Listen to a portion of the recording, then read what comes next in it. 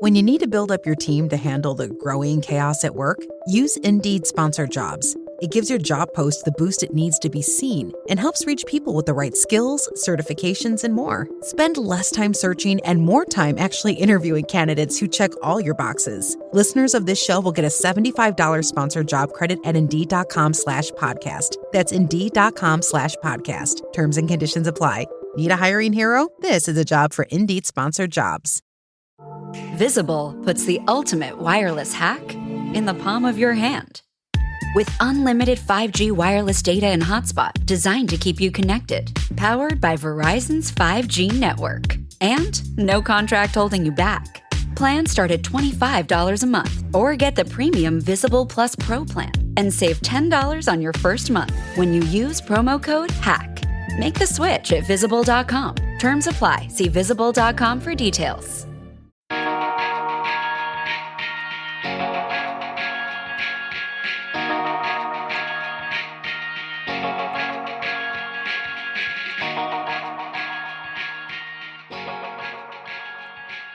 Hello everyone, welcome back to Underrated. This is a mini-series we're doing called Unreleased, where we look at films that are unreleased, unavailable, and under a tax cut. Today, I am going to be discussing the 2019, formerly Disney Plus film Togo. I am your host, Derek McDuff, and joining me to discuss the movie is a friend of mine and a fellow podcaster. He's also the head of podcasts over at The Pop Break. That is Alex Marcus. How's it going, Alex? It's going great, Derek. I'm very happy to be here to talk about Willem Dafoe and all of his incredible puppy acting. Yeah, it's gonna be. There's a lot of soliloquies given to sled dogs in this one. It's pretty great. We're doing Shakespeare. We're throwing dogs onto ice drifts. It's amazing. There's a lot going on with Willem Dafoe on those pubs. But before we get too much into that, Alex, what did you want to let the people know about yourself and about the Pop Break?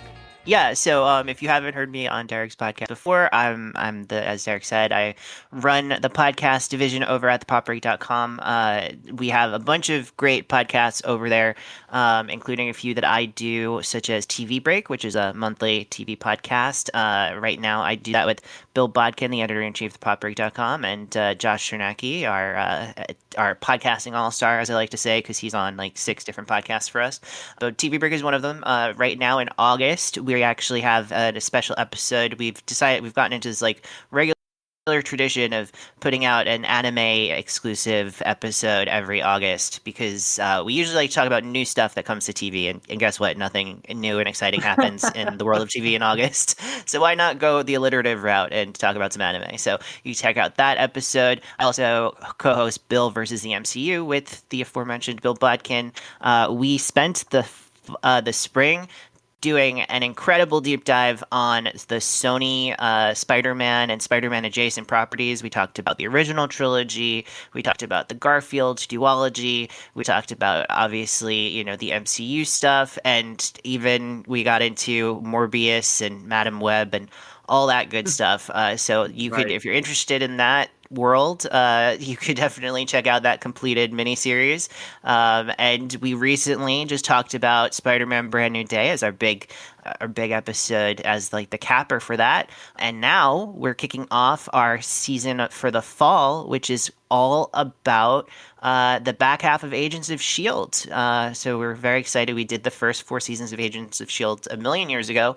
And now in honor of Doomsday, we are covering some of their major apocalyptic arcs that they did towards the end of the series. And we're going to sprinkle in a little Agent Carter along the way as we build up to Doomsday. So that's going to be our fall, and our first episode is up now in that series. So it's very exciting. And in addition to that, I also just completed a year-plus long journey through the films of Tom Holland for a podcast with my friend Manish Mathar called It's Tomplicated, a Tom Holland podcast, where we talked about every single Tom Holland film, every single Tom Holland TV show, his 2 stage performances, and even an episode about that time he did the Rihanna song on Lip Sync Battle. So that entire series is now concluded, and you can check that out wherever you get podcasts. Yeah, definitely a lot of good stuff. I'm definitely excited to hear some of your Agents of Shield talk, because that is a show that was, for me at least, very up and down in terms of quality, and in terms of how much I liked the arcs.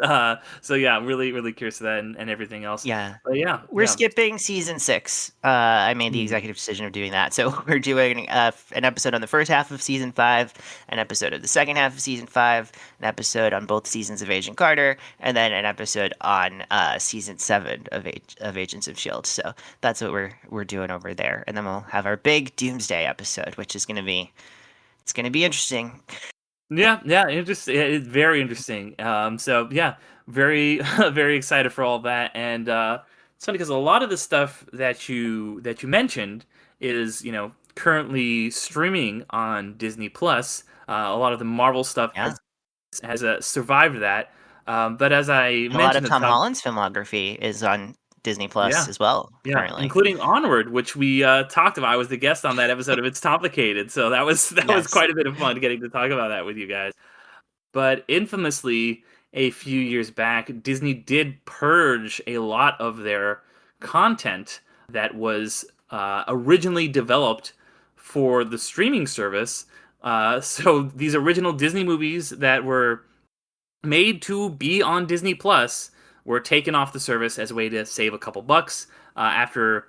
It's not exactly the streaming bubble didn't burst, but it's kind of some of the shine came off of the rush of streaming, and one of those movies that came off was Togo, and it has bounced around a little bit, and it is currently without a home, and you cannot also get it on DVD. So this is a truly unavailable film, and I know even us trying to find a way to cover it for this podcast, we ran into a number of issues ourselves. So I understand this was your first time watching it. I wanted to get your initial thoughts here on Togo. Yes, well, it was my first time watching it, and yes, we did run into quite a number of it emotionally felt like we journeyed through the Alaskan tundra to get through this Hmm. experience together, but we did.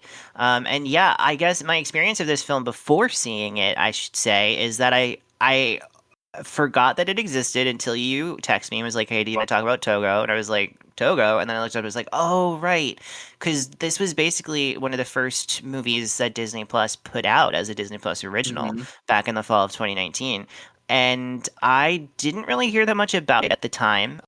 It was just before, the world briefly ended and all we had was streaming content. So I was deep in my High School Musical, the musical, the series recaps on the popbreak.com, which I did Right, because that was naturally.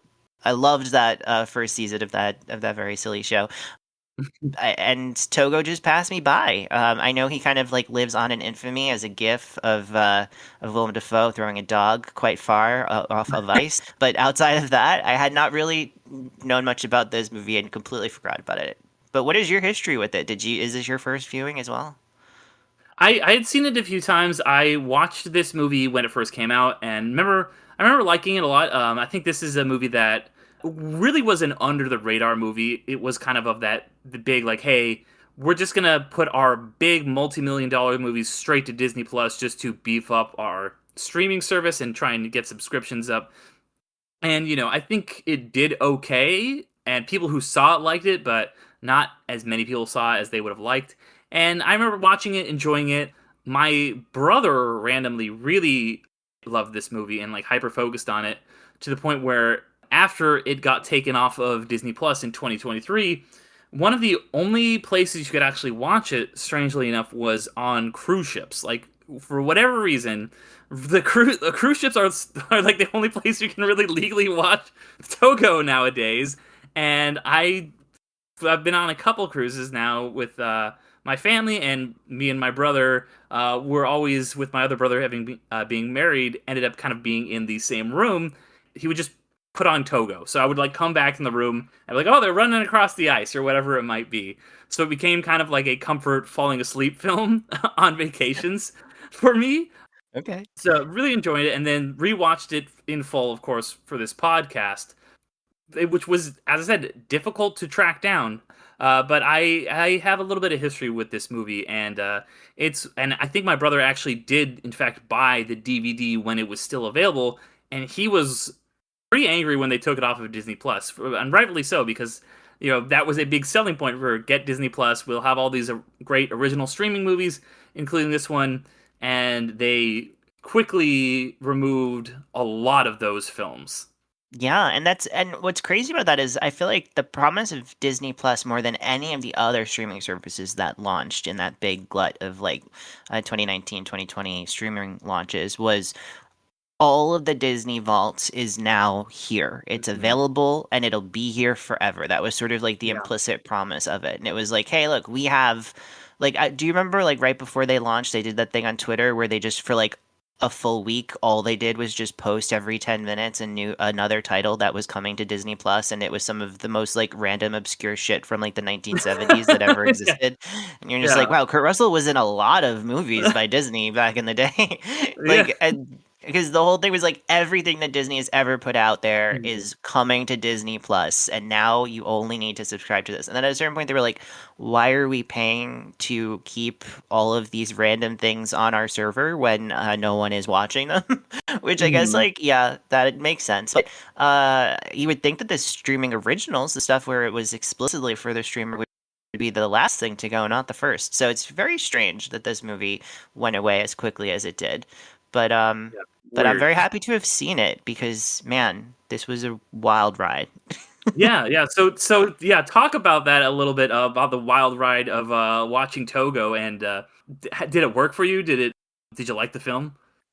Well, so first of all, this if you haven't watched this movie, this is a movie where Willem Dafoe is like the nicest man on earth, and that is just like deeply unnerving from minute one because that is just not the mode that he ever exists in. I know that he was nice once in the Florida Project and got an Academy Award nomination or whatever for it, Mhm. but even that's like he's a nice man in like a very kind of like upsetting context Right. Well, where like he's like he gruff nice in this, where he's like, "Ah, you mangy dog, I'm mad at you, but I love you so much." I don't know why I did him as a yeah, pirate there, but he is an Irish pirate in this movie. If you haven't seen it, Derek is 100% correct. But no, no, I think that he is just incredibly like kind. Like he just has this big warm smile, like always. Mhm. Except for the few times when he tries to send the dog away. But even then, it's just like, ugh, I can't get away from you because you're just too good of a dog. What can I say?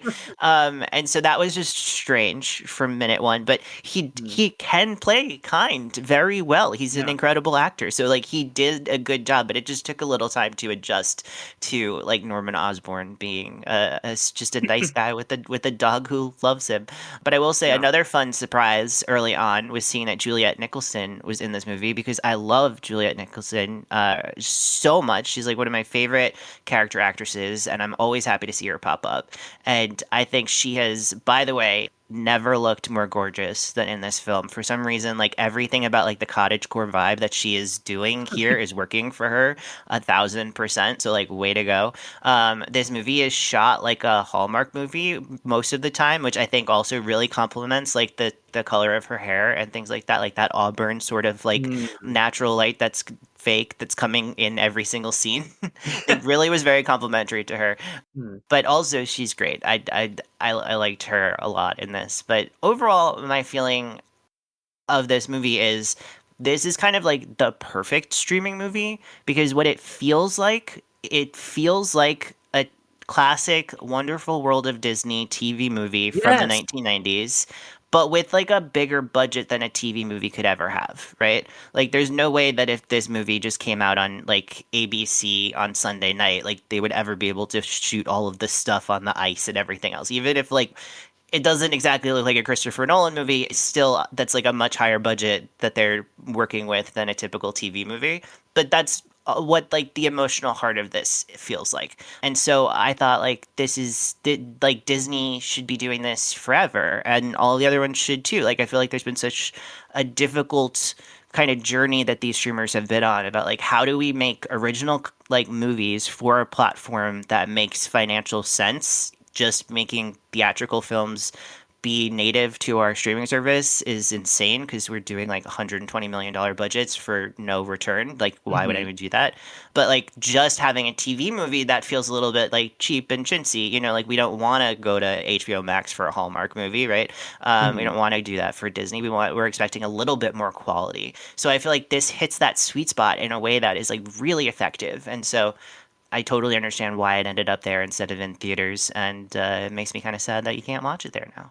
Yeah, exactly. I think that's a really perfect way to put it. It does remind me a lot of those, Wonderful World of Disney movies, specifically from the '90s, and some of those would, occasionally get put on the big screen. It was. I know this isn't technically a sports movie, but it's kind of adjacent to a lot of those ones like Iron Will or like Cool Runnings, like those Mighty Duck, like those movies about like these inspiring true stories about someone who did some like great feat. And Yeah. so I think this really has a lot of shared DNA with that. And those movies, they're not getting made for TV anymore. They're definitely not getting made in theaters anymore. The only one I could really compare this to from recent times is another Disney movie, which was, I think, supposed to be a streaming movie, but got elevated to a limited theatrical release, which is Young Woman in the Sea, the kind of slept on Daisy Ridley movie from a Yes, couple years which I ago. heard was quite good by Yeah, people who saw it. I But really I enjoyed was that one of the film. people who slept on it, so I'm part of the problem. Well, and then yeah, because and this movie I feel like could only really exist in this time, right? These like couple years of when they were like, we're just gonna pump millions and millions of dollars into these original films because these are not getting made on the big screen, so we're gonna get it made for a streamer, but we're still gonna put a lot of money into it because we wanna boost up our streamer, and we're gonna put in all these talented people. Willem Dafoe, obviously, you mentioned Julian Nicholson, she is phenomenal. She is so good, and this movie looks great. It came out roughly around the same time as Call of the Wild, and I think that a lot of the CG stuff in that is a little takes you out of it a little bit, whereas this looks really good. Like, yeah, I believe they use pretty much real dogs in all of it, as far as I can tell. Well, God, I hope not. Well, I mean, not 'Cause in not a in like lot of the scenes where like are like about to fall off cliffs and get but like at least for all the clothes because it's like all CG yeah. dog in Call of the Wild. Yes, no, and I remember that man, that's a movie I haven't thought about in a while. That was like that movie gets destroyed by their CG dog, where you're just like, what is Mhm. happening? This is crazy. But yeah, no, it definitely looks better than that for sure. I kind of am like I think that it my feeling on how it looks kind of like depends on the scene. I feel like some stuff Mhm. is really impressive. Some of the nature photography that you get, it looks gorgeous. Some of the stuff with the big, storm and everything like that is really impressive. And some of the stunts are really impressive. And then other parts of it, you're just like, everyone just feels kind of like they're floating in space. And the town just looks like a town from Little House on the Prairie, just like shot in like the most auburn, like old timey light that you've ever seen, in a way that again evokes that sort of like it's made for TV movie sense. So I was kind of like going back and forth on like does this feel like a cinematic visual experience or not? Like it really was dependent on the moment for me in the individual scenes. But the dog stuff is really impressive. A lot of the stuff that they Yeah. do, and when Willem Dafoe is just like on that rig, I'm assuming he's just on a rig with a sleigh, just like and just having snow just blown in his face, and he's just like screaming at the puppies, being like good puppies, all like Yeah. that shit. That was great. I was totally in. I was worried during the opening sections of the movie. I'll be honest Mhm. about that. Like when you're in the town and you get a bunch of like random white guys with like their mustaches being like, I don't know, I've heard about this new airplane invention that might be able to save our, and I was like, what is happening, guys? But once we really got into the dog stuff, I was on board. I will say also, and I'm curious how this worked for you. And if you haven't seen the movie, sorry, I'm kind of all over the place. But if you haven't seen the movie, the dog, like the story is this historic event. There was a town in Alaska where a bunch of children were sick and they needed access to medication from like the main city, and it was hundreds of miles away. And this huge storm of the century was coming in, and they needed to send out dogs on a sleigh to get the medicine, right? And so the journey is like Willem Dafoe and his trusted 12-year-old dog named Togo, and the other sleigh dogs who never really get much attention. I feel like they get a little shafted in this. They had to work pretty hard too.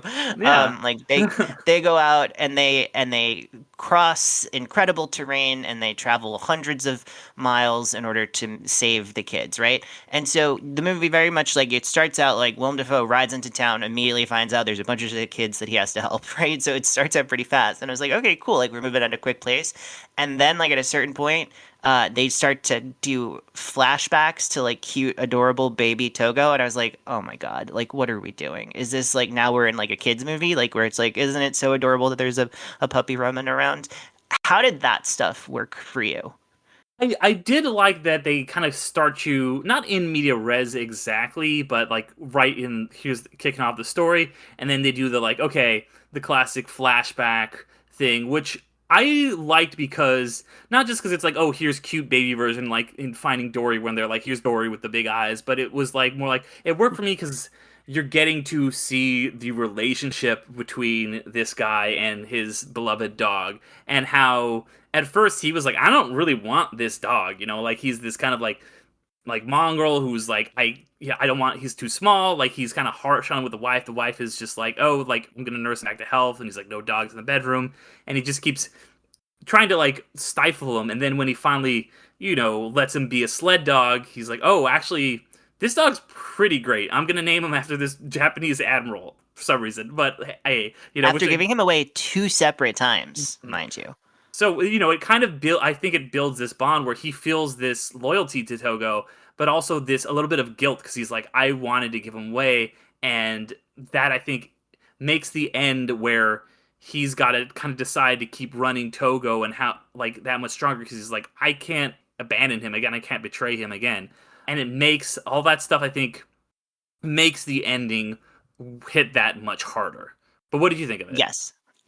I agree with where the movie ends up, but like your conclusion on where the movie ends up. I was a little bit worried in the first half that we were doing these flashbacks because number one, do we need an origin story for the dog? Like, is that really necessary? Was my first thought, you know? And then when we find out what the origin story is, it's like, it's really giving Airbud in a way that I just like was not prepared for. And that made me nervous. And I don't necessarily think that I needed all of it, but I do agree that over the course of the film, like if you surrender to it, by the end, the cumulative effect of their bond is actually incredibly beautiful, and I was in tears. So it got me by the end. You know, I mean, the fact, like, I don't know if you want to jump right to the ending, but like the way that they like throw up that classical music score at the end and you have like On the Nature of Daylight playing as the dog is like running to being like, I will not be denied, we are inseparably bonded. I was that just feels mean. Like, why are you doing that? I really wanted to text you. I was like, Derek, why did you give me this experience to watch? You're making me fall in love with this adorable dog, and then like now he's gonna die from saving all these children, and I have to watch it. What is wrong with you? But luckily, it ends in a sweeter place than that. But for a brief moment, I was definitely tearing up hard. So the movie totally got me by that.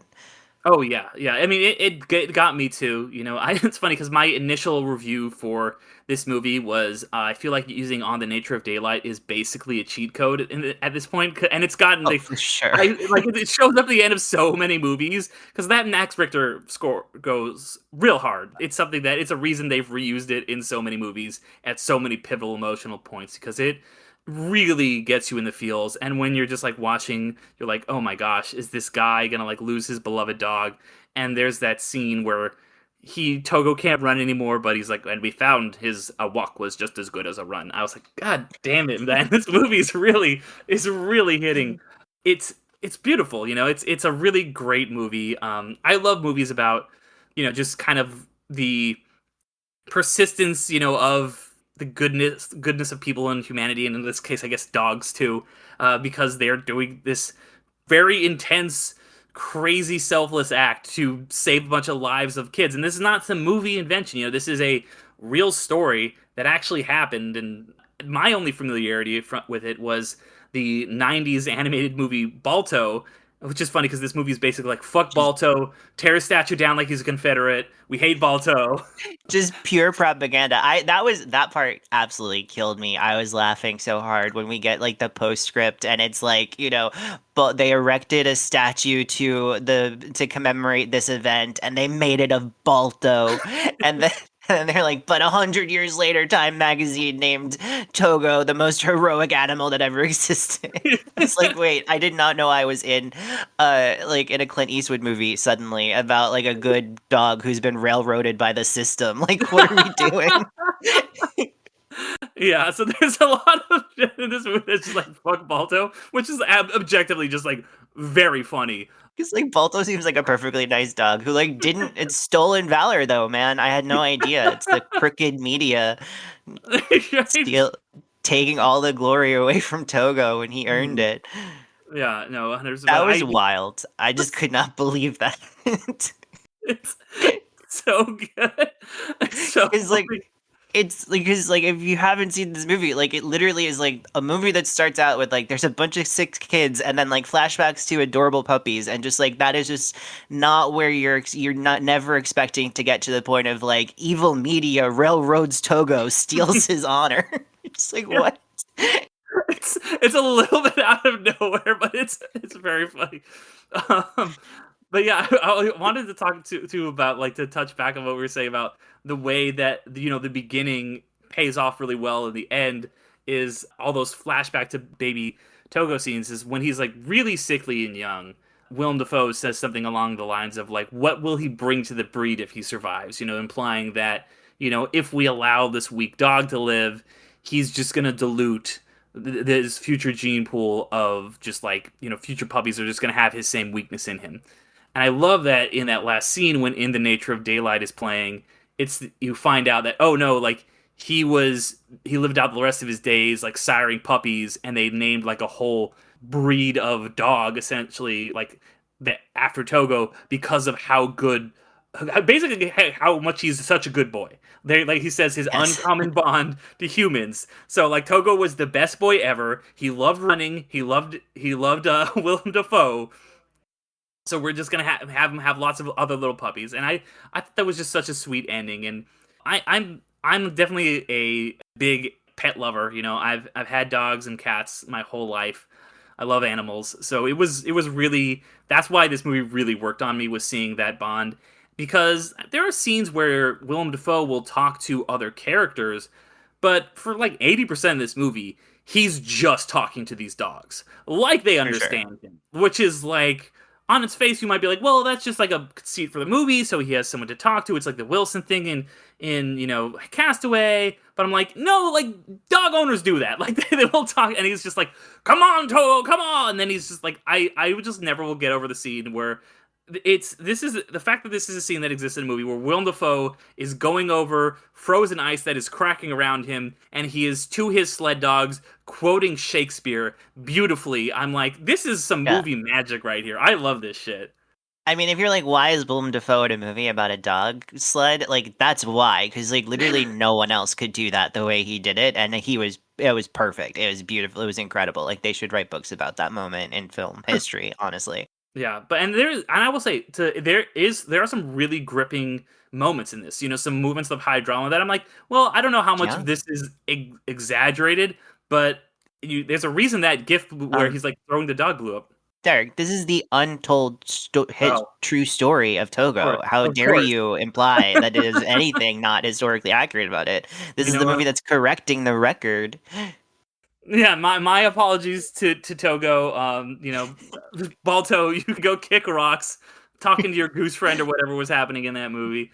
But that scene, like it's a really great epic scene where he's like going like because he crosses the ice twice when he has to go back, and this time it's like cracking and everything, and he's just like, "I'm sorry, Togo," and he tosses him.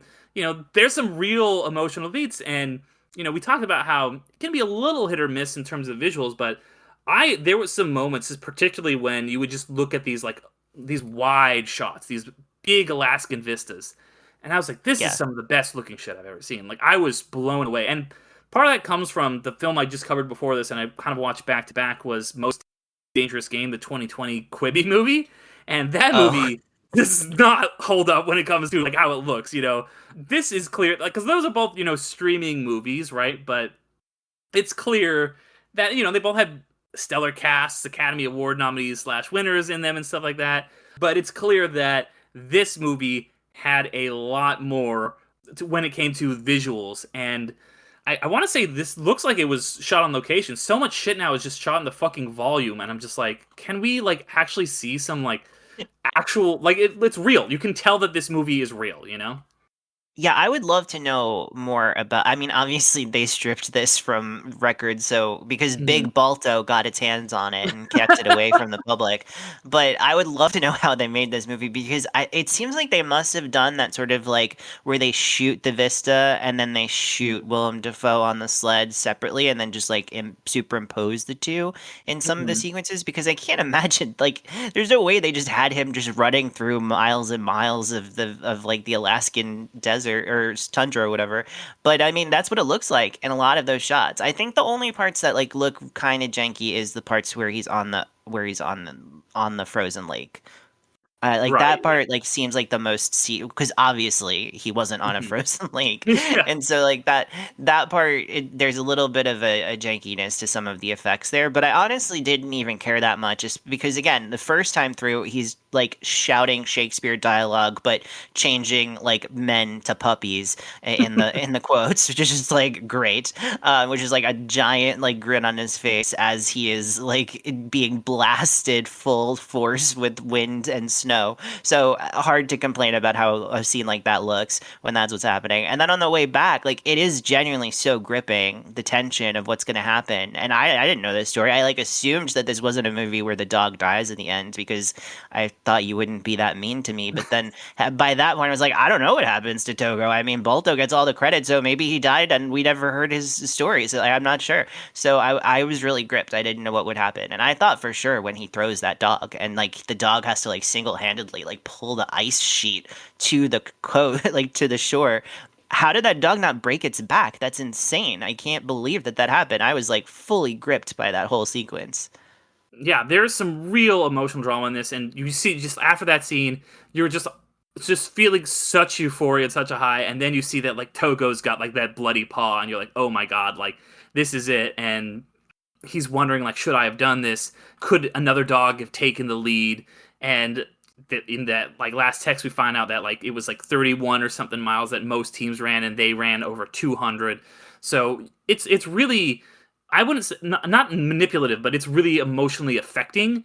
And I think that you never really feel taken out of it like you would if you were cutting between like something that is very obviously fake and just the real vistas. Like I always think of like The Searchers and like those old John Ford movies where it's like we're in like Monument Valley, and then like it's a campfire scene with John Wayne that is just like with some styrofoam like cactus in the background. That always that always like those always like jostle my brain. There wasn't really anything like that. This movie always just, I was believing what I was seeing. Even in that like big over the top CG scene with all the cracking ice, it still worked for me, you know. When you need to build up your team to handle the growing chaos at work, use Indeed Sponsored Jobs. It gives your job post the boost it needs to be seen and helps reach people with the right skills, certifications, and more. Spend less time searching and more time actually interviewing candidates who check all your boxes. Listeners of this show will get a $75 sponsored job credit at Indeed.com/podcast. That's Indeed.com/podcast. Terms and conditions apply. Need a hiring hero? This is a job for Indeed Sponsored Jobs. Visible puts the ultimate wireless hack in the palm of your hand. With unlimited 5G wireless data and hotspot designed to keep you connected, powered by Verizon's 5G network. And no contract holding you back. Plans start at $25 a month, or get the premium Visible Plus Pro plan and save $10 on your first month when you use promo code HACK. Make the switch at Visible.com. Terms apply. See Visible.com for details. Okay, that's good.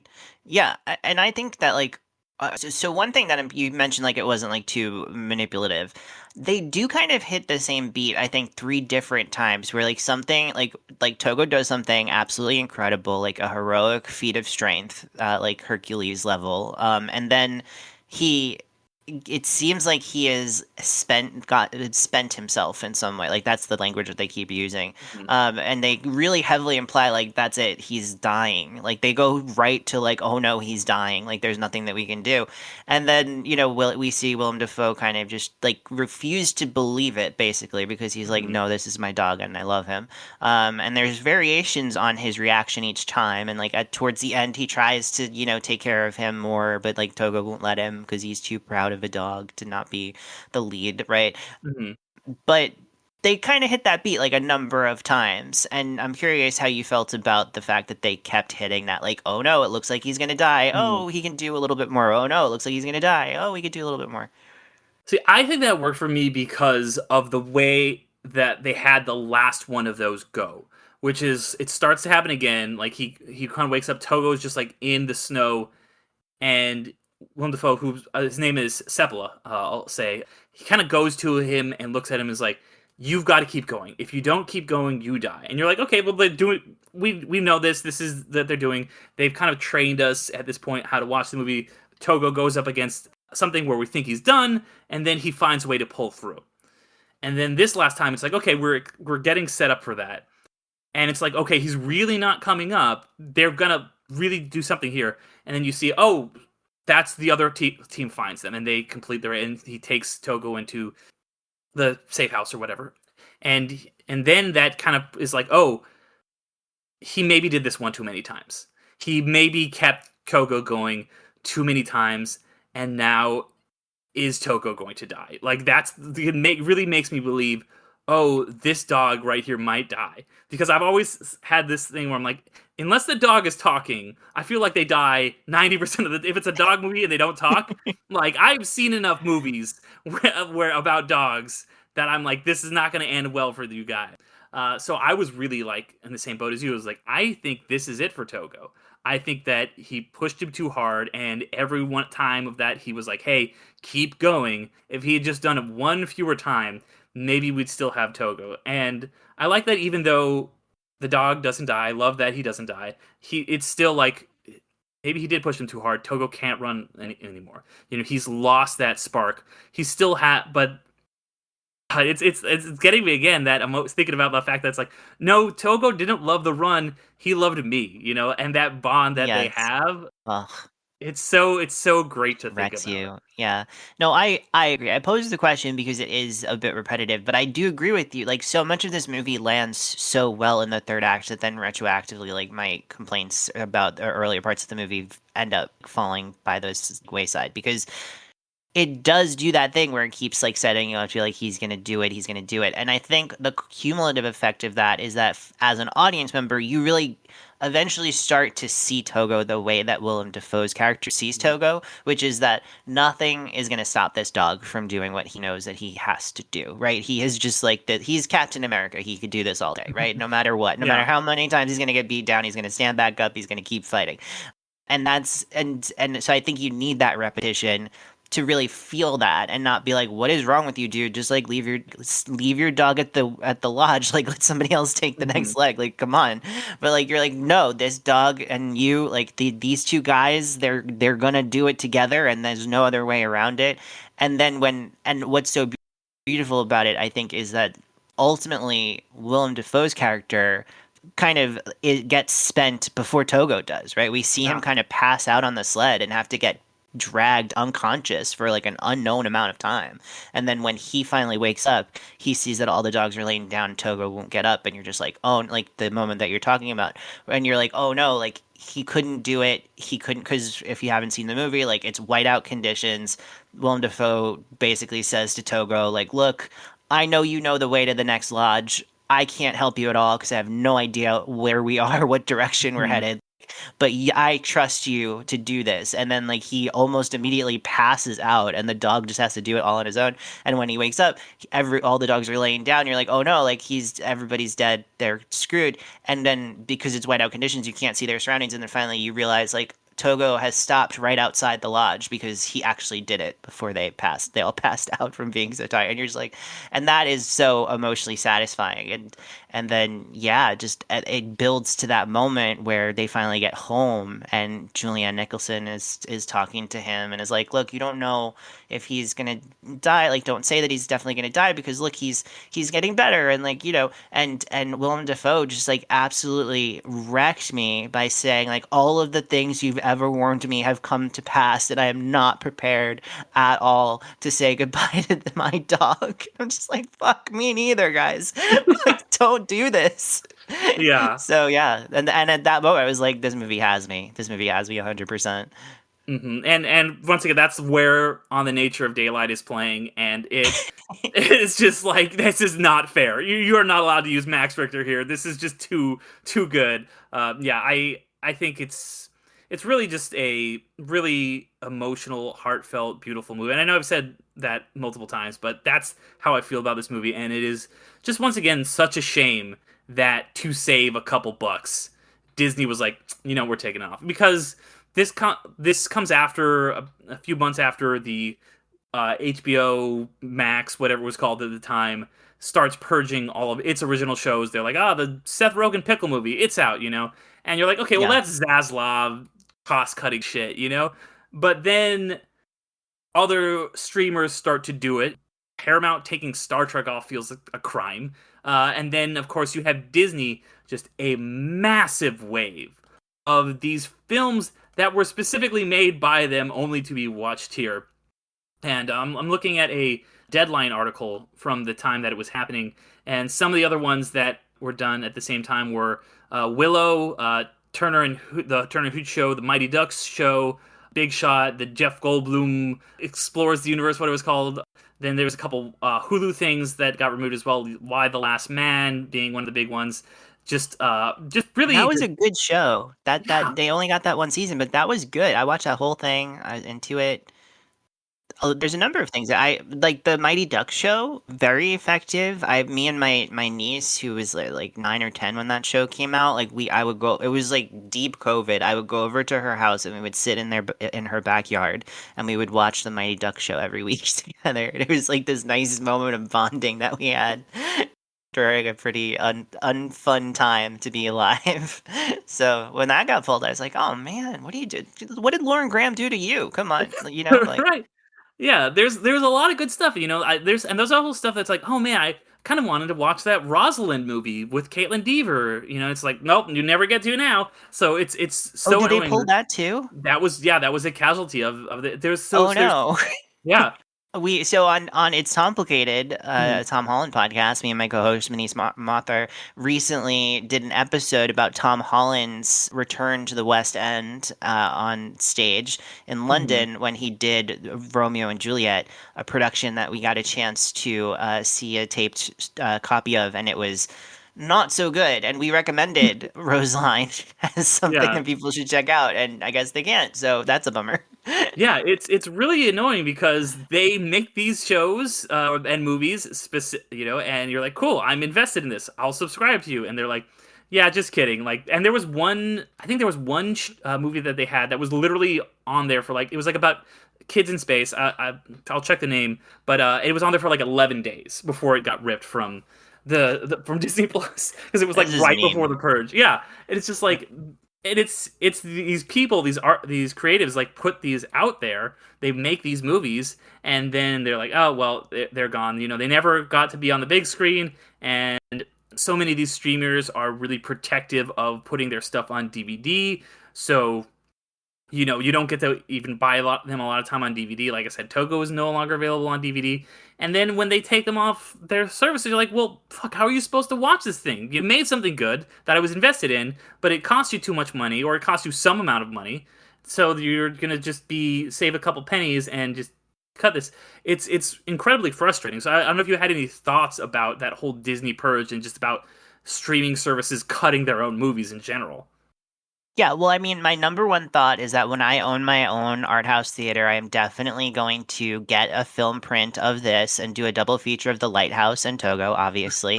Yeah, naturally. Two movies about Willem Dafoe in nature. But yeah, overall, on the one hand, it sucks that people can't see these things that are so great, Mhm. or even not so great, but that people worked really hard on, and some people liked it. And like we said at the beginning, there was this promise of streamers that, like, when we're going to put our whole library out there and you're going to pay us $9 a month, and that's going to be great. Now, I guess if any of us thought about it too long, we'd be like, well, obviously that was a lie, because why would they give us everything they've ever made for $9 a month? That's Yeah. insane, right? So that was never going to be sustainable forever. And also, like, we're not entitled to have access to everything always, forever, even if the internet tricks us into thinking that that's true, right? Like, for most of film history, most people didn't have access to almost any movie that ever existed. Hmm. So I try to put that in context as well.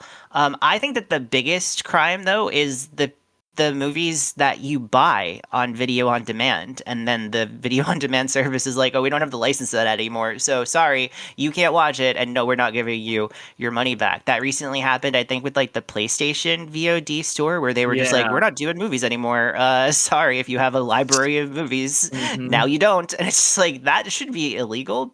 But like Yeah. technically you're buying at like you're renting a permanent access to a license, and the fine print says they could pull it at any point. So like they're like it's in the contract, but that's not how they sell it. They say buy it on VOD. Hmm. Buy it means buy it, right? Like they sometimes the commercials even say own it on VOD, right? But like you're not owning anything unless you have a physical disc in your hand.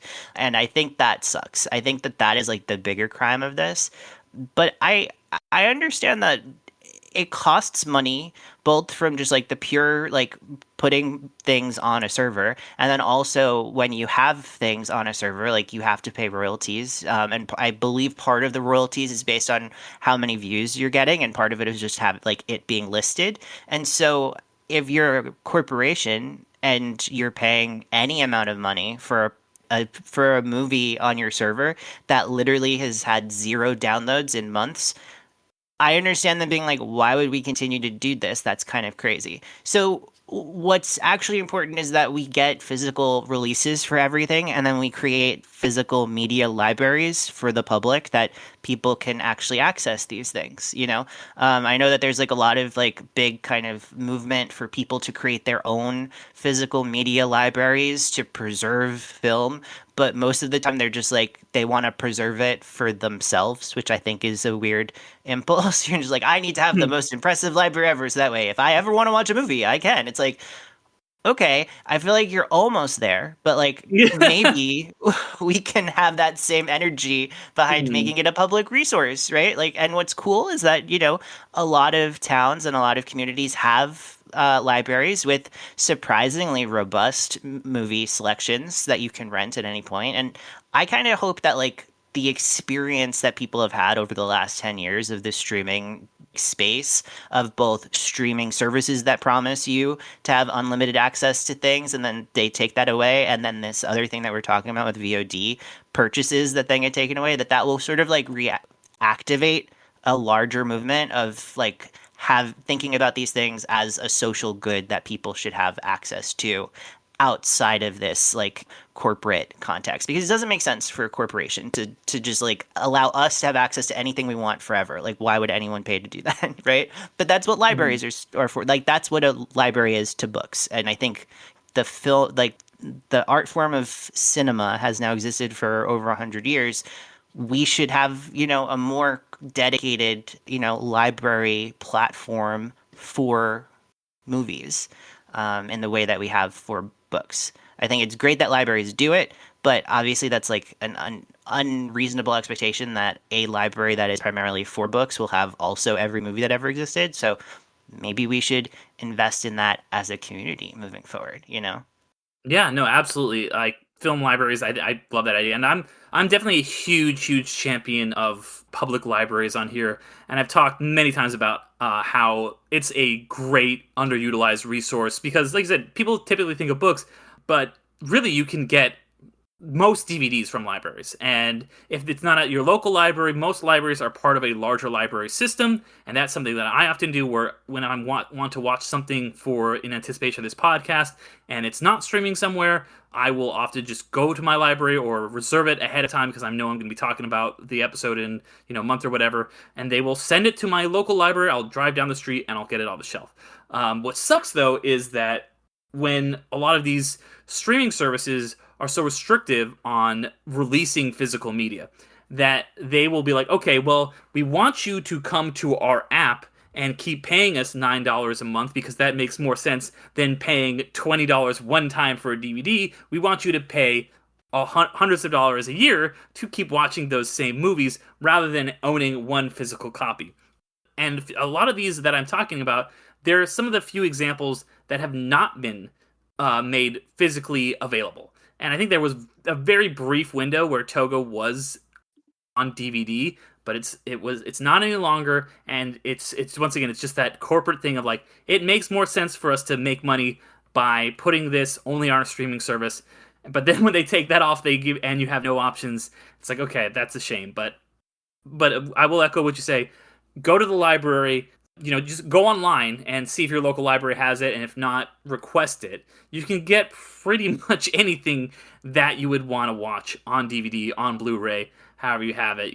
And I do appreciate that it's the rise of these boutique labels making these movies that have been harder to get more widely available. In my first episode of this series, I talked about how there was a movie and through their streaming service, but also through physical media, because they do both and they put it back in theaters.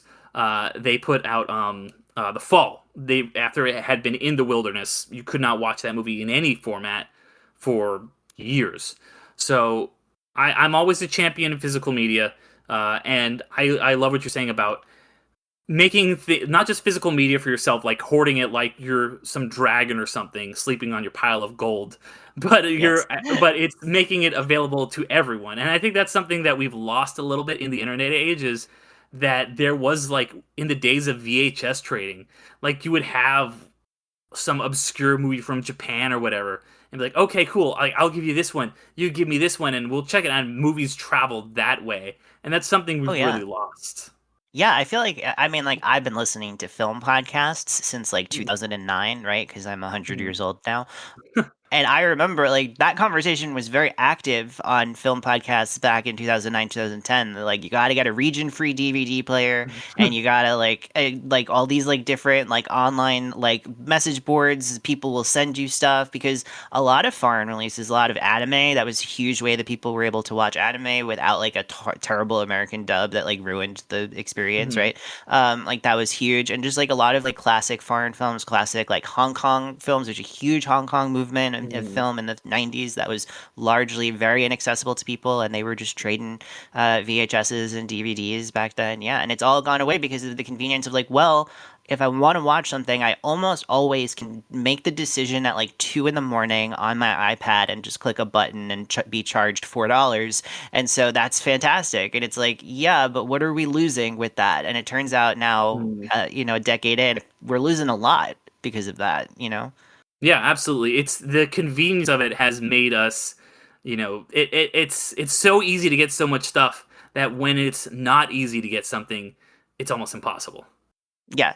I mean, for instance, last year for Bill versus the MCU, we did a whole kind of mini series on a bunch of the sort of forgotten Marvel movies like Daredevil, Ben Affleck, right? Mhm. And one of the movies that I had to go to my local library to watch was The Punisher, starring Thomas Jane, because it was at that point inaccessible anywhere on Mhm. streaming, need to rent, to buy, whatever. So I had to go to my local library, and then I had to drop it off to my co-host Bill Botkin to his house so he could watch it too. And it was kind of funny to think about the effort that we put into watching that very bad movie. But here we are. Yeah. If it wasn't for that, I would have never known that that movie cribs the plot of Othello for some reason, which it absolutely does. Interesting. Okay, well, I have never seen that Punisher, so now I know. So, Yeah. well, any other thoughts on the streaming stuff, Disney Plus, Purge, or just on Togo? I I think, like, ultimately I think we need to stop expecting corporations to take care of us and, like, cater to our every whim. That was just like a problem that, like, millennials just entered, like, the adulthood in this moment where every single tech company out there was like, hey, we're going to give you a super discounted rate, and we're going to give you an amazing service that makes your life so much better. And we were like, that's awesome. And that, like, set up an expectation forever. And all of those business models were based off of, like, we're going to get you hooked on our product at a reduced cost. And then we're going to just, like, charge the shit out of you. So once you can't stop using us. And, like, I think that just warped our expectations for reality between that and just, like, how easy it was to pirate stuff online Mhm. when we were growing up. And I think we gotta stop expecting that companies like Disney are going to just, do the right thing and take care of us and give us access to a bunch of free stuff, and start, taking responsibility for maintaining our culture. And, like, we can't afford to have the true story of Togo be lost to history again. It only just came to light. We need to protect it. So, vote for me for mayor of America, and I will put a Criterion closet in every town and a ham in every pot. Well put. Yeah, and I think you bring up a good point of like how we kind of spoiled with, like, you say obviously piracy and stuff when we were coming up. It was just like, the Napster thing of like, oh, you want it, you could just get it. But Yeah. also I think how when streaming started, like Netflix was just like the place. That was it. And you just would watch, like, not everything, but most stuff was on Netflix. You're just like, okay, cool, I'm just gonna watch it on Netflix or whatever. Or if you didn't do that, Netflix would just send you a DVD of whatever you wanted to watch. And then Yeah. the streamers all got it. We're like, we're gonna take down Netflix, and they all entered into this war of attrition where they're all like trying to get the biggest libraries and make the most original content, and just flushing millions of dollars down the toilet and making all of this stuff. And then they realized, like, oh, well, we never were actually able to really take down Netflix, and we didn't also get like, we're losing a lot of money. And there's still some, like, Apple is still making prestige stuff, chasing their Oscars and all that. But Yeah, the it's trillion-dollar company Apple is managing to make right. their streaming model work. Yeah, exactly. Like, people are not. I don't think there's that many people that are subscribed to Apple, but that seems to be like, they're like, okay, yeah, we could still let Martin Scorsese or whatever make his fucking movie, because we're Apple, we have all of the money in the world. But yeah, Exactly. I think that's it's how they say it exactly. They're like, fine, we'll let Martin Scorsese make his fucking movie. Like, I think that's a direct quote from Steve yeah, Jobs, or yeah. whoever's running the company now. Steve Jobs' ghost. But Yeah, no, yeah, Steve Jobs would not say that. Steve Jobs, if we know anything about the history of Steve Jobs and making movies, because of course he was on the board for Pixar, he had very detailed notes on every movie that he was a producer on, as yes, you would expect. yeah. There's some really, like, I would say, go check. There's some documentaries on those early days of Pixar that are very fascinating. So Yeah. For Tim Cook, recommend it people just go there. seems like he's like, I'll let you, like, award, like, Oscar nerds, like, do whatever you want if you let the three sci-fi shows that I watch and no one else does air forever. Like, I'm pretty sure Yeah, that's the pretty much. arrangement he has with those people. And subsequently, a lot of those shows, like Togo's obviously in the wilderness, but a lot of these movies now, they're on Tubi. Like, I don't know if you've noticed that, but a lot of these original stuff that got made for HBO Max or Disney or whatever, like, Tubi's like, all right, we'll play like the whatever, and it's free. So the freemium model, I think, is a really interesting one we haven't even really talked about, but that where it's like, okay, yeah, watch some ads, and then you can watch American Pickle, and Yeah, it's we have 20,000 selections, and every movie will have ads placed in the most hilariously inappropriate places. So exactly. is your lead character in the middle of speaking a sentence? Here's an ad for, like, something to help with your athlete's foot. And you're just like, come on, guy, what are we doing? Yeah. Well, my last question for you is, because this is a series on lost media and stuff that is unwatchable, is there anything out there, any of these movies that are not available through whatever means, whether it's like the Batgirl movie or an old Lost Silent film, that you want to watch? That is your, like, holy grail, like, Alex Marcus's, like, movie that you've always kind of been like, I wish I could watch this one. So for me, it would be Silkwood. That's a movie that is incredibly hard to find. I don't believe it's streaming right now. Every time I've tried to find it, it isn't streaming. And that's like a classic, it's a huge movie for for Oscar history, for Meryl Streep, for Cher. I believe it's Mike Nichols, and I love his work. And it's just not, it's almost never available anywhere. Like, it's not even available at my local library, and that's usually the cheat code. So that is definitely one that I would definitely like to see. But I would also say, I believe the inspiration for this is the rescuing of the dead of the new Looney Tunes movie. Is that correct, Yeah, Derek? Am that's I a big, yeah, because this series will end right when Coyote versus Acme is coming out. Well, and I just want to say, I had the privilege of being in Hall H at San Diego Comic Con last summer, where they had the incredible Coyote versus Acme panel with Will Forte Mm. and the whole cast out on the stage. and I had zero interest, to be perfectly honest. I love the Looney Tunes, but I haven't watched a Looney Tunes property in a long time. Space Jam 2 not excluded. We did a lot of things we regretted during COVID, so Yeah, but so I was not necessarily anticipating seeing that when I first heard about it, and like I thought it was sad that they were getting it taken away from them and not releasing it, especially when it seemed like a lot of people who had seen an early screening of it said like, oh, it's really good and you should be excited about it. So I was happy to see that it got revived and that Catch Up Studios of all places, rescued it from the dead. But I had no intention of watching it, and then I sat through that hour-long Comic-Con panel, and I was just like absolutely so entertained, so excited. They did this incredible thing where they had an actor come out, like this guy who's been on The Boys forever. He played like a director on The Boys, if you know. He came out and he pretended to be a lawyer from the Acme Corporation, and he tried to stop the panel, and all the kids in the audience started booing him, and it was so That's fun. great. And then they showed us a bunch of scenes from the movie, and guys, it looks great. It really does look so good. And like if you're a fan of Will Forte, I mean, number one, he was born to be in a Looney Tunes movie where he's just like having a serious conversation with Daffy Duck, and you're just like, yeah, of course, So it's perfect, and I'm so excited to see it, and I think it's so great that you decided to devote like 6 months of your podcast to hyping up the movie, because it deserves it, and people should check it out when it comes out. Yeah, I am very, very excited to check it out at the end of this series, and yeah, sometimes these things do have happy endings, right? That one did, like after internet outcry, did get its flowers finally, and I'm very excited to see it, and I'm glad to hear that you had such a positive reaction to it. But yeah, I mean, thank you so much for being on. This has been an absolute blast. One more time, where can people find you and find your show? Yeah, so you can follow me on Letterboxd at Media Thinkings. You can follow me on Blue Sky at Alex Marcus. You can follow all the work that I do for the Pop Break by going to thepopbreak.com and click on the podcast tab. You'll see all the podcasts that I supervise, all the podcasts that I feature. You can subscribe to the Pop Break on all your major podcasting platforms to find TV Break and Bill versus the MCU, like I said earlier. And you can also subscribe to It's Complicated to check all of that out. And I'm going to give you a solid. This is an exclusive first announcement here in August for your listeners.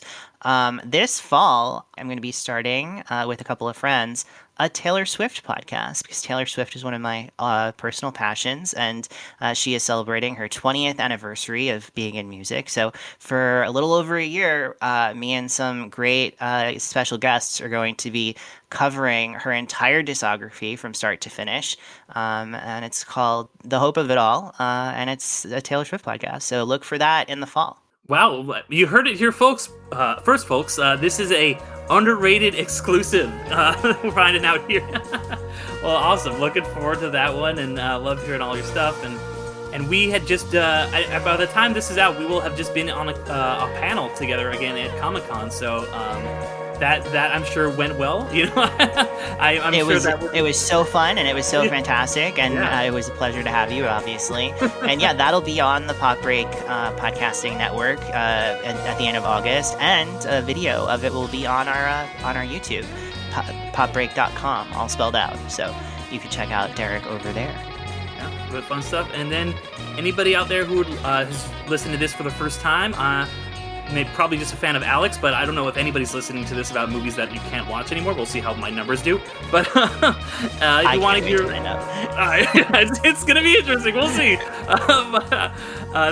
Thank you guys all for listening. You can hear more of my stuff by going to underratedmoviepodcast.com. That has links to all of my other shows, including Infinity Stones and Dragon Bones, where I write about recently released MCU stuff, and the Midnight Film Society, which I do every other week. I'm the co-host for Damien on that show. That's a lot of fun. You can also find some stuff that I do on Patreon, including right now, we're getting close to the end of Minute Deus, where I look at Amadeus in 15-minute chunks. That's been a lot of fun. But yeah, just look up Underrated Movie Podcast on any social media stuff, and you will see all of that. You can also find some of my writing and reviews at templeofgeek.com. Until next time, though, guys, I will see you all later, and thanks, Alex, again for being on. Always happy to be here.